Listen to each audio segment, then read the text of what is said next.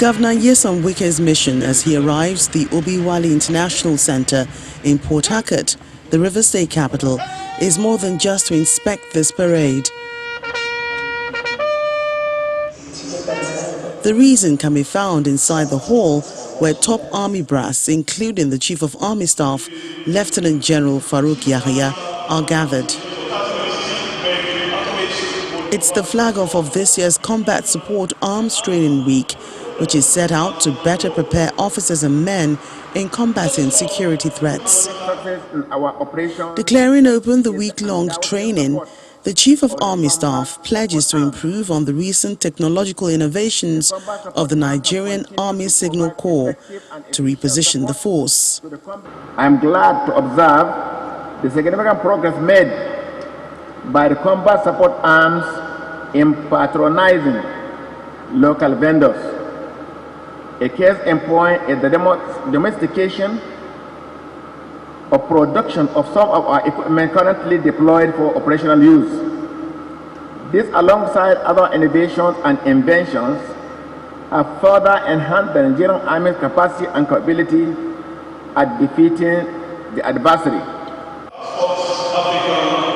And the State Chief Executive Officer advocates a new approach in military operations in the country. All over the world, countries are rapidly modernizing their armies, increasing their weapon systems lethality, and strengthening the efficiency and combat readiness in response to the increasingly changing nature of the modern-time battlefields. Nigeria cannot be different if we're interested in having a military force that can easily deter external aggression, meet our international and regional military objectives, as well as defeat internal installations and existential threats to national security. Besides training, the Army Chief is concerned about the role the armed forces play in a democratic dispensation. Let me also remind all personnel that you must continue to conform to the tenets of democracy and promote democratic values at all times.